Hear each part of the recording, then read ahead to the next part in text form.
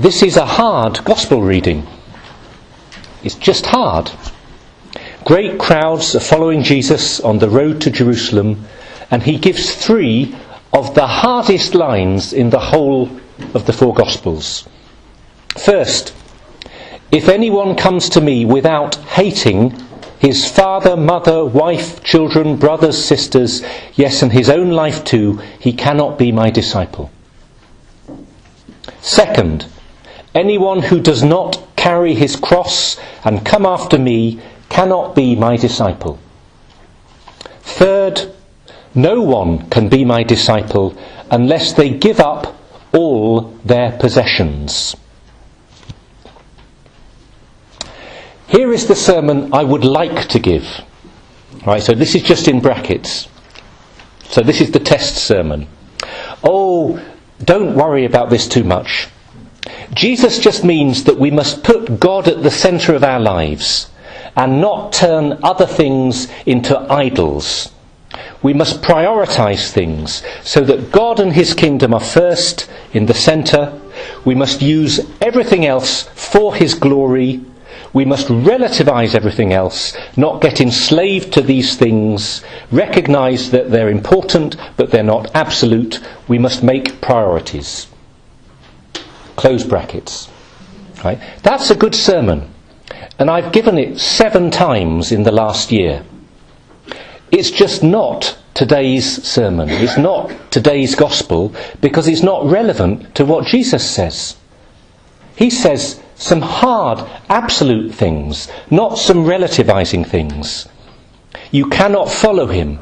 You cannot claim to be a disciple. You can't call yourself a Christian when you leave this church today unless you are willing to give up all your possessions, to carry your cross like Jesus will do on the way to his crucifixion, and hating all the things that are dearest to you.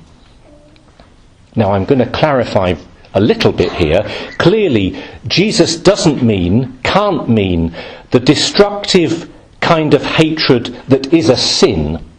He can't want us to sin, meaning the kind of hatred that seeks to do harm and despises the goodness of God and the goodness of God's gifts. Clearly, this is sinful.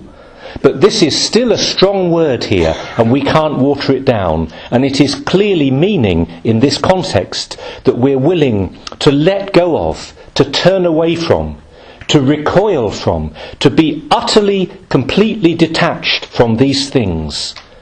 In the old-fashioned English sense of the word, to be indifferent. Indifferent, complete detachment and freedom, willing, able to walk away. This is not relative, it's absolute.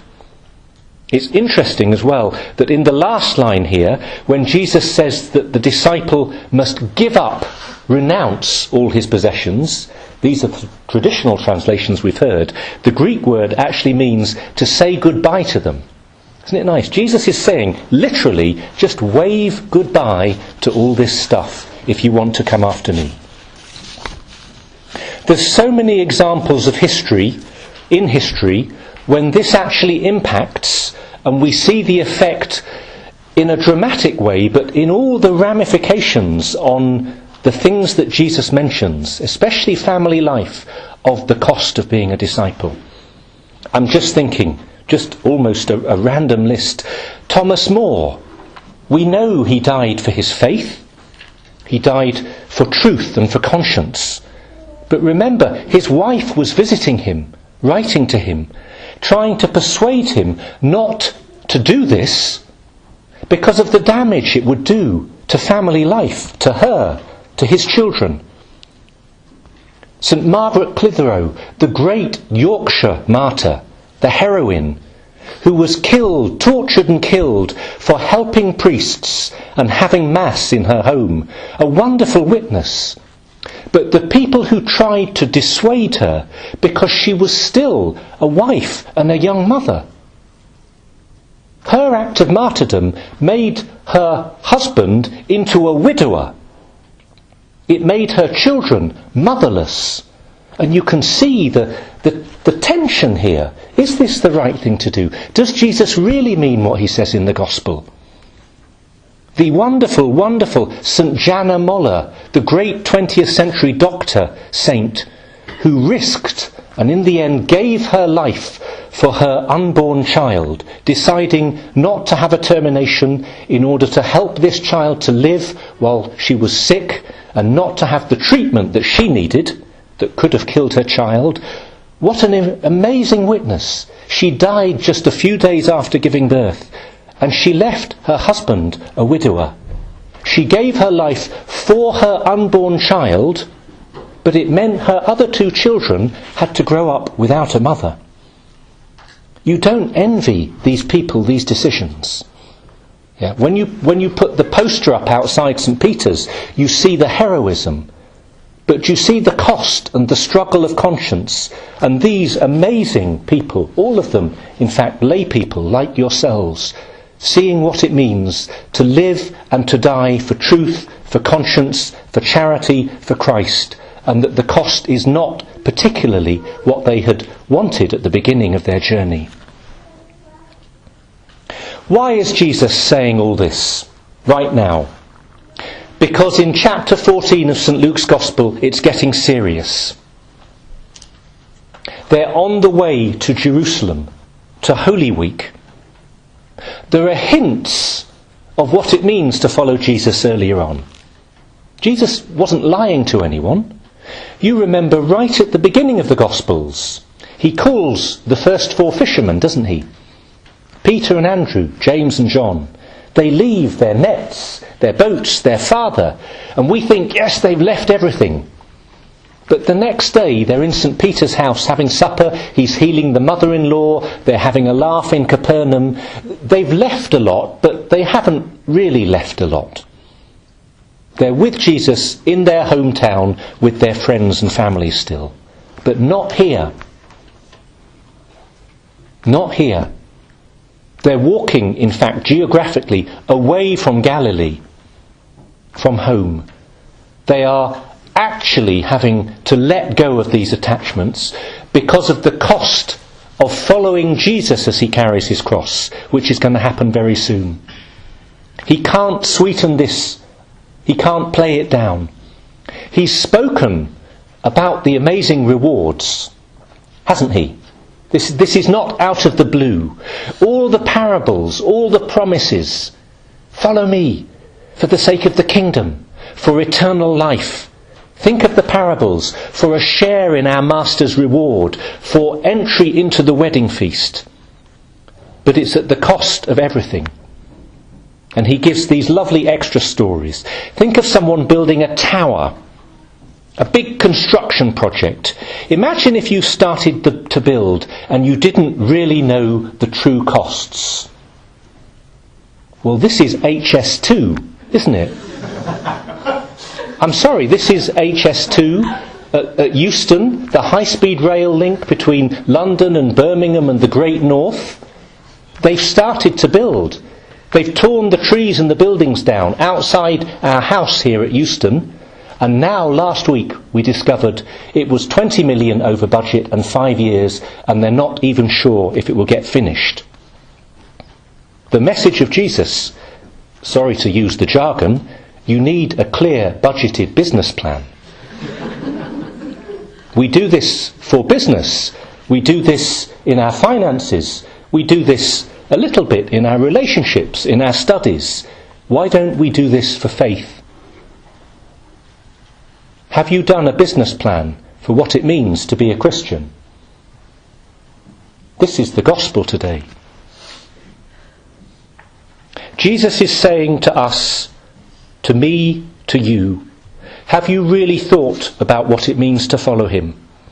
The commitment, the requirements, the kind of things we hear every page of the gospel, every Sunday sermon, the call to prayer, to speaking the truth, to living the Christian moral life, to being open to the call of vocation, whatever it is, to witnessing as a Christian, proudly, happily, confidently, in your family, your work, your studies, your college, your hall of residence. Are you a Christian, or are you half a Christian? Or are you quarter of a Christian? Or are you Christian for half the time or Christian for quarter the time? And this is not me, this is Jesus. He's saying, if you think you're half a Christian, you're not a Christian. I've not been clever with words. This is not my sermon, it's his. If you're not willing to give up everything, you can't be my disciple. If you're half a Christian, if you're 90% a Christian, you're not a Christian. As, I can't remember, was it John of the Cross or Teresa of Avila? It was one of them said, a thread will tie a bird to the ground as much as a rope or a chain. You've got to cut the thread. I'll give you my own analogy now, not HS2. You know in poker, the moment... No one's nodding at me. Some of you must play poker. You know in poker, you've been playing very safe, it's been very pleasant, it's 8 o'clock in the evening, and then it's 11 in the evening, it's getting more serious. You've been very cautious, you've been winning small and losing small. But then, at a key point, you decide to go all in. And if you don't play poker, this means you put all your chips in the centre of the table, everything. Everything you have is riding on this hand. Everything to win and everything to lose. It's exhilarating. Now, why do you go all in poker? There are 3 reasons. 1, because you're supremely confident of your hand. Right, this is it, I'm tidying up. The other reason is because you want to do a big bluff to scare off your opponents when you don't have a great hand. And the other is because you're not doing great, you've got nothing to lose, you want to go home and you might as well go out with a big bang. Now I know it's slightly irreverent comparing faith to poker, but there is a similar moment for us, and it's today. Jesus is saying, are you willing to go all in for me? Notice, not will you go all in against me, as if we're playing poker against Jesus, which we're not. Will you go all in for me? And will you do it, actually, for all 3 reasons? Because you are supremely confident in me. Because you want, as it were, to scare others off. In other words, you want to show the world that this is what you believe and this is what you're doing, and they better take you seriously. And yes, the 3rd reason, because you've got nothing to lose. Because you're near the end of the game, meaning you don't know when life's going to end. You're going to have to give it all up anyway. Why don't you put it all on the table now, instead of it being stolen from you at the end of the evening, when the end and death does come near to us? Isn't it simpler now to give everything away, knowing the rewards that will come with this amazing freedom? Beautiful example of this yesterday, for some of us were there, myself as well, at the Church of Our Lady of the Rosary, the Dominican Church in North London, for the ordinations of Brother Toby Lees and Brother Luke Doherty. Lovely, lovely afternoon. The church was full, the sanctuary was full of priests, the bishop came, an incredible congregation of friends and family. And in the familiar examination of candidates for the priesthood, there's a beautiful list of promises that the candidates make. The bishop says, are you resolved to celebrate the mysteries of Christ faithfully, to deepen the spirit of prayer, to exercise the ministry of the word worthily and wisely, to preach the gospel, etc., etc. But the final question, the bishop says, listen carefully. He says, are you resolved to consecrate your life to God for the salvation of his people, and to unite yourself more closely every day to Christ the High Priest, who offered himself for us to the Father as a perfect sacrifice? And the candidate replies, I am, with the help of God. You are not Dominicans. You're not priests. ministerial priests. You're baptised lay people. But actually, the final question of yesterday's interrogation is the same for you as lay people. It's the same. It's just the gospel reading of today. Let me read it again, word for word, with you not thinking, oh, this is what happened to those Dominicans yesterday, but imagine that Jesus was asking you to come up to the front, prostrate yourself on the floor, one by one, and make this promise. Are you resolved to consecrate your life to God for the salvation of his people, and to unite yourself more clearly every day to Christ the High Priest, who offered himself for us to the Father as a perfect sacrifice? This is the gospel. It's a challenge, it's a cost, it's an invitation. It's for the sake of the joy that lies in the future, Hebrews chapter 12, to endure the cross, the cost of discipleship, as Jesus did. Hebrews chapter 12. It's to be prepared to let go of everything, to renounce everything, to cling to nothing. To do this every day, every moment, in small ways, and possibly, like Thomas More, Margaret Clitheroe, Jana Moller, in big ways if that moment comes. This is just Christianity. Nothing more and nothing less. It's our day today, it's our gospel, and I hope it's our year ahead.